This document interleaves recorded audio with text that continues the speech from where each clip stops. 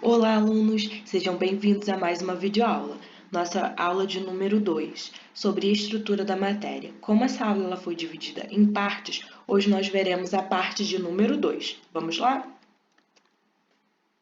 Bom, na aula anterior eu havia falado do modelo atômico de Dalton, no qual o átomo ele era maciço, esférico, indivisível e indestrutível. Vocês se lembram? E lá no final do século XIX, quando já haviam evidências de que a matéria ela, ela estava relacionada com a eletricidade, ou seja, tinha a presença de eletricidade na matéria, John Thomson ele construiu um novo modelo atômico. E nem que se baseava esse modelo atômico?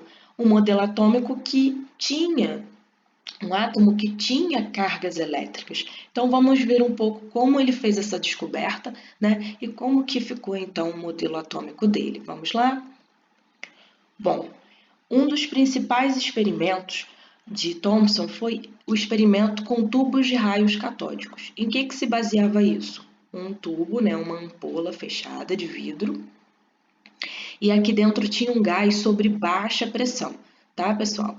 Então, aqui tinha esse gás que não estava dando para a gente ver no momento ainda, mas quando passava uma corrente elétrica aqui, tá?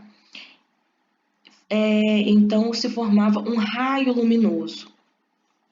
E esse raio luminoso, ele foi submetido também, olha, a uma carga positiva aqui e uma carga negativa aqui.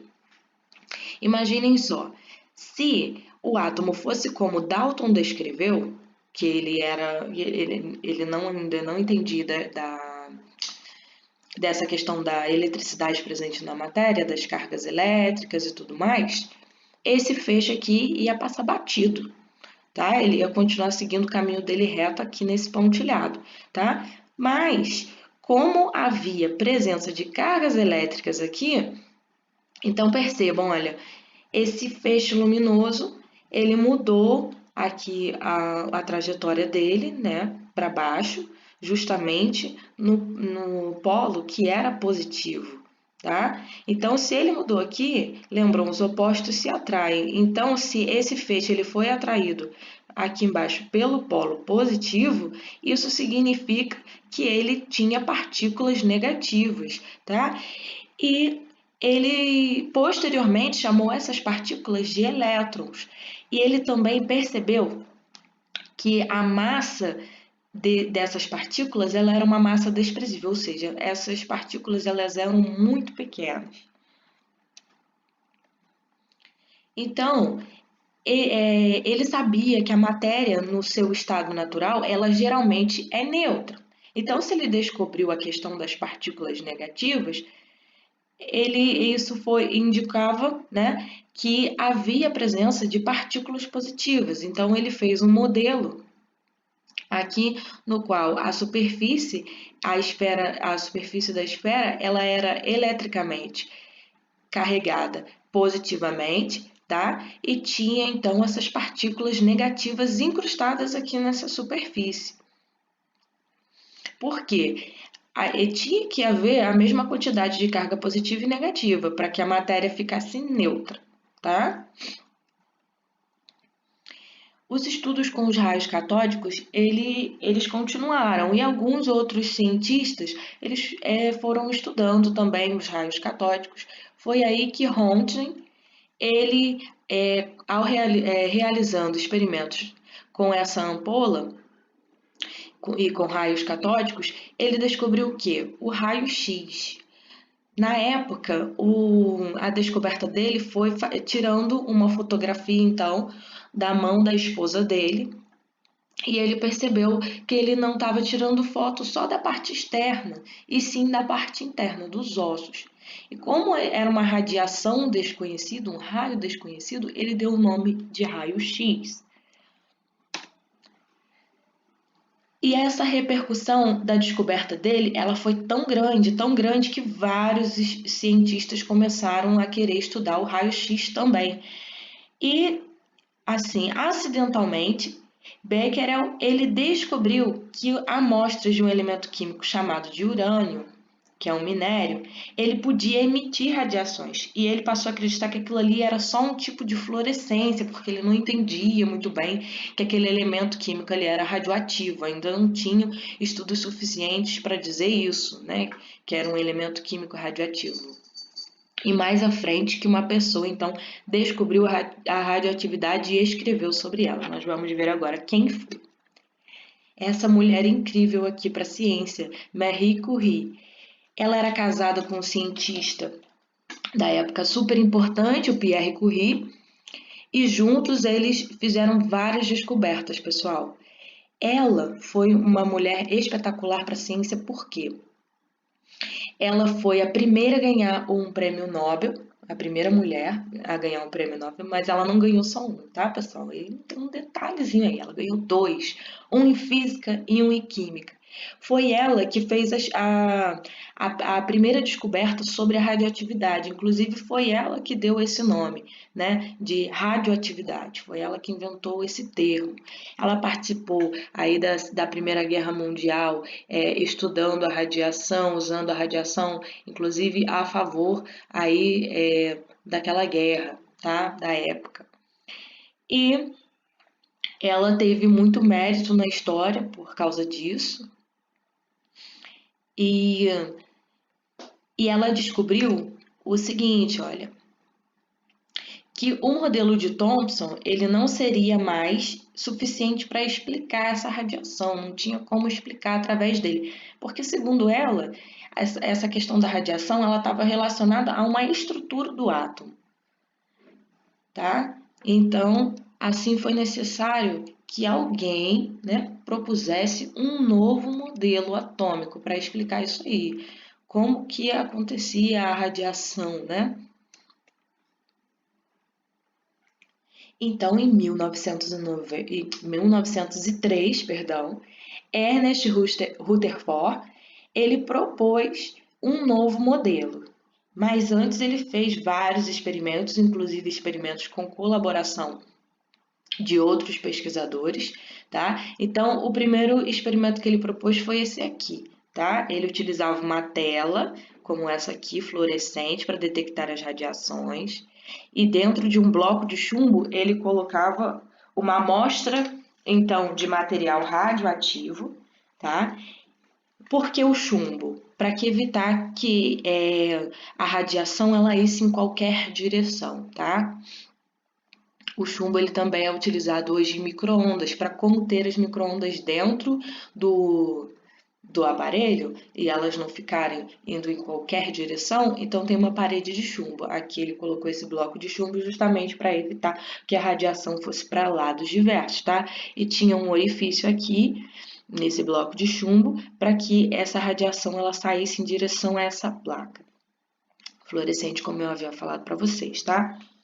Então, ele fez o seguinte, em cima ele colocou uma placa carregada positivamente e embaixo uma placa carregada negativamente.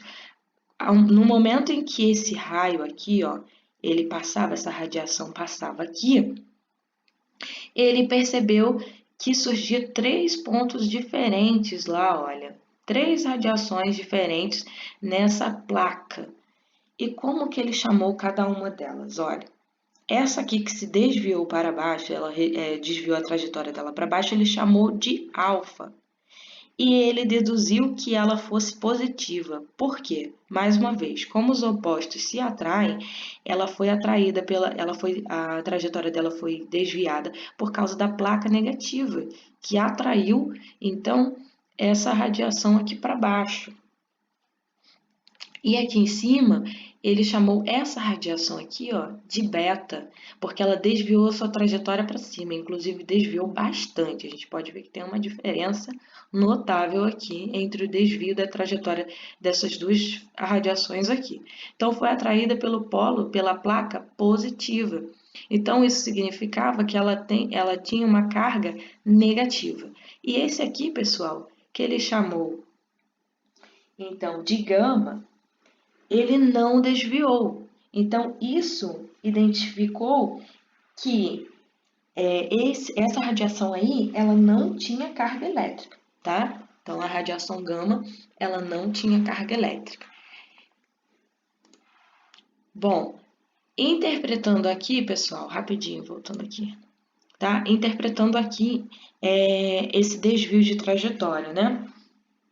Como esse aqui, ele desviou pouco, né? Bem menos do que o alfa desviou, bem menos do que o beta, ele, então, identificou que esse aqui, que era o positivo, ele tinha bem mais massa. Então, se tem mais massa, é mais difícil de deslocar, tá? Então, essa radiação aqui positiva, né? Ela tinha mais massa do que a beta, que desviou bem mais, tá? Então, a gente vai ver o que isso significa mais um pouquinho à frente aqui, tá? Opa, pulei demais. Então, com a descoberta das radiações e com a ajuda dos seus colaboradores, ele fez um outro experimento, esse aqui, no qual ele colocou uma lâmina fininha de ouro e ele aqui, ó, eles emitiram só as partículas alfa. E o que teria que acontecer aqui para vocês entenderem? Essa partícula alfa, ela teria que passar por essa lâminazinha aqui de ouro e ela tinha que desviar a trajetória dela bem pouquinho, tá? E para surpresa dele, o que aconteceu? Começou a desviar muito, muito, muito, muito mesmo a trajetória, tá? Então, o que ele concluiu? Interpretando esses dados aqui, o que ele concluiu? Que a carga positiva, ela estava concentrada em uma parte muito pequenininha do átomo, tá? E essa partezinha pequenininha do átomo, ele deu o nome de núcleo, conforme nós vamos ver aqui, olha. Então, ele fez esse modelo no qual o átomo ficava no centro, né? No centro desse átomo tinha um núcleo que era pequeno e maciço e que ele deu o nome de núcleo. E os elétrons, eles estariam num grande espaço vazio, circulando aqui em volta, tá? E ele chamou esse espaço, então, de eletrosfera, tá? Então, este foi o modelo que Rutherford desenvolveu a partir dos experimentos dele. Um avanço muito grande, né? Considerando lá os modelos que nós vimos anteriormente, os modelos de Dalton e de Thomson, tá? Então, vamos seguindo. Esse modelo aqui, pessoal, ele já explicava bastante coisa, conforme a gente viu. Ele já identificava aí a natureza elétrica da matéria, né? E já começava, então, a dividir esse átomo aí em pequenas partículas. Mas, um pouco mais à frente, mesmo assim, pessoal, esse átomo aqui, ele apresentava uma instabilidade. Por que, professor? Como assim uma instabilidade? Olha só, se esse núcleo aqui no meio, né, sólido desse jeito, girando, ele sendo só de partículas positivas, você imagina, tudo que a carga que é igual, né, ela vai repelir, correto? Ela vai repelir. E se tem as cargas negativas aqui girando em volta, esse núcleo ia atrair esses elétrons se eles estivessem assim soltos, girando no espaço vazio. Então, poderia acontecer um possível colapso entre esses elétrons aqui e essa carga positiva que estava aqui no meio. Então, era um possível colapso. Então, esse modelo não explicava muito bem isso. Então, ele era um modelo instável. E Niels Bohr ele queria desvendar, né, resolver essa questão da instabilidade do átomo, né, e propor um novo modelo aí que conseguisse responder essa questão aí e desvendar o mistério e fazer com que o átomo não ficasse instável, né, um modelo no qual o átomo não era representado de uma forma instável, que poderia ter um possível colapso. Então, os postulados que ele propôs foram bem interessantes e resolveram muitas coisas.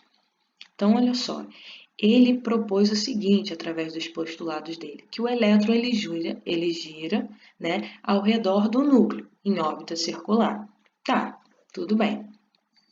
Mas O ponto mais alto assim dos postulados dele foram esse aqui, olha, que um átomo ele tem um número limitado de órbitas, que são o quê? São camadas. Então, um átomo ele pode ter até 7 camadas. E essas camadas elas são representadas por letras. A primeira é K e a última vai ser o Q, tá? Isso significa que todos os átomos têm 7 camadas? Não, tá, pessoal? O átomo ele pode ter menos camadas. E vai depender do número de elétrons que ele tem, porque os elétrons eles vão se distribuindo aqui, olha, nessas camadas. E cada camada dessa aqui, ela tem uma determinada quantidade de energia, tá? E como que a gente faz, para poder ilustrar melhor para vocês? É como se cada camada dessa aqui fosse um degrau, tá? Então, ela tem uma quantidade de energia determinada, inclusive por números inteiros. Não estou entendendo nada ainda, professora, mas vamos entender, vamos lá. Cada degrau é como se você estivesse subindo um degrau. Tem como você subir 2,5 degraus? No meio ali do degrau, entre esse 2 e o 3 ali, você vai ficar levitando?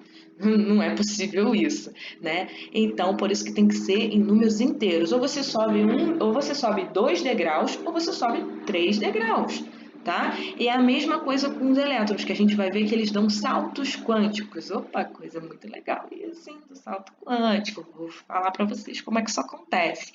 No salto quântico, né, ele pode ir para uma camada mais externa, tá? Mas ele não vai parar aqui no meio, não tem como ele dar um salto e parar entre essa camada ou aquela camada. Se ele tiver que ir para uma camada mais externa, ele logo vai pular para a camada mais externa, e não vai ficar entre uma e outra, tá? Então isso significa que cada camada ela tem um nível de energia maior. E aqui no caso, pessoal, quanto mais próximo do núcleo, menor é essa quantidade de energia, tá? E quanto mais externa que for essa camada, maior o nível de energia, tá? Então, ele definiu também o seguinte, que quando um elétron ele permanece em movimento em uma órbita dessa, ele não emite nem absorve energia. Então, ele está paradinho ali na camada de origem dele, ele não está nem absorvendo energia, nem absorvendo, nem emitindo, tá? Ele está ali tranquilo, na dele.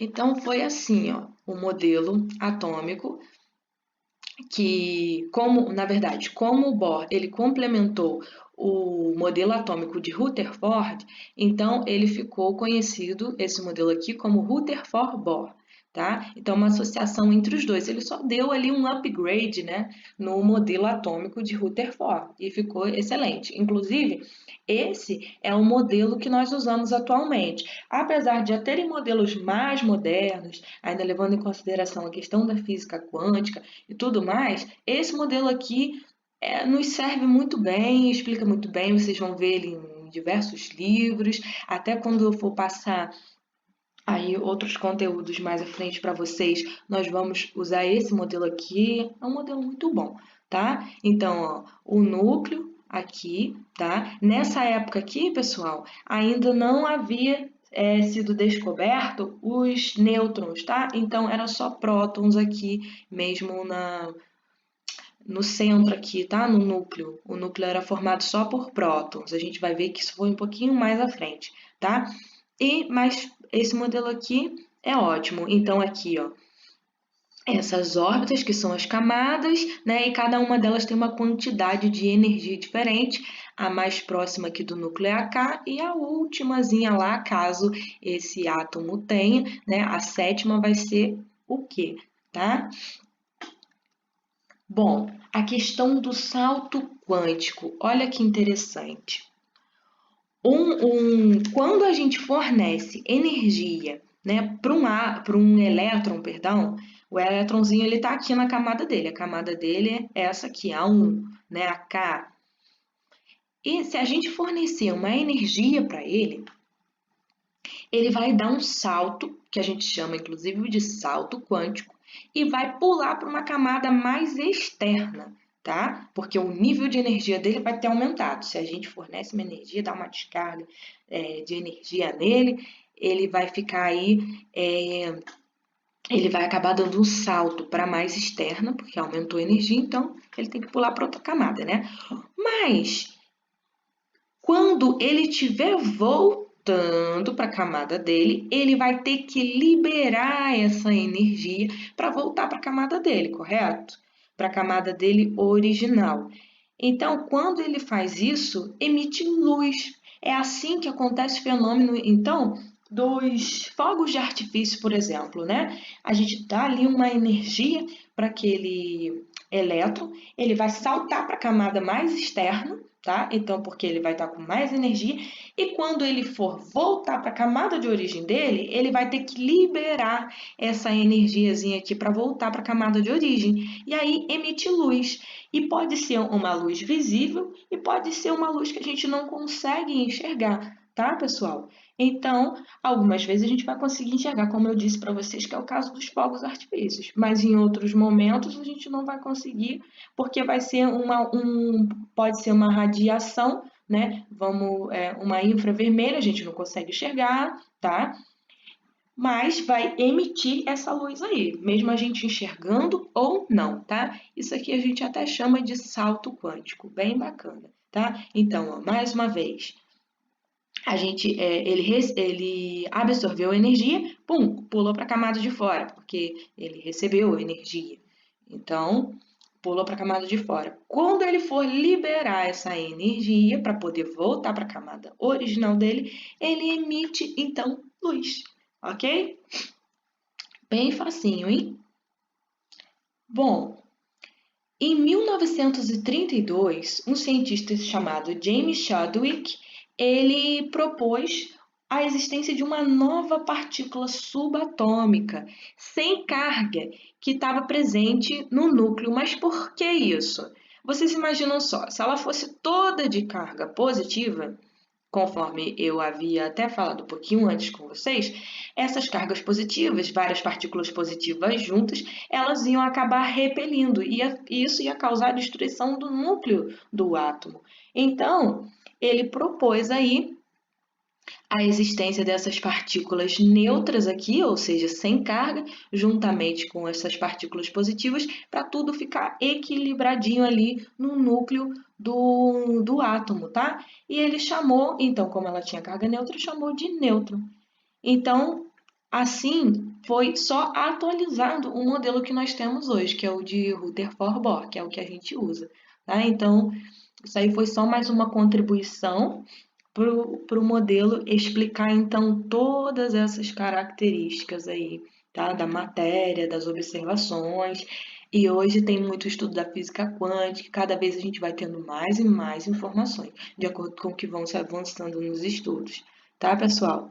Então, foi assim que ficou o modelo aí para vocês, tá? Um pouquinho dessa história para vocês entenderem melhor até a gente chegar nesse modelo e os principais cientistas que tiveram uma importância muito grande nisso tudo, né? Dalton, né, que ele começou aí a escrever um modelo atômico que era maciço, esférico, indivisível, né, indestrutível. Aí depois veio Thomson e aí ele descobriu a natureza elétrica da matéria e associou isso ao modelo atômico. Lembram? Então, era uma esfera positiva incrustada de cargas negativas. E aí depois veio Rutherford e ele descobriu que esse modelo atômico era um pouco diferente, né? Que o átomo, na verdade, né? O átomo ele teria que ter um núcleo e uma eletrosfera, e esses elétrons aí circulando em torno do núcleo, né? E aí depois veio Niels Bohr e complementou isso, dizendo que não, que esses elétrons eles iam ter que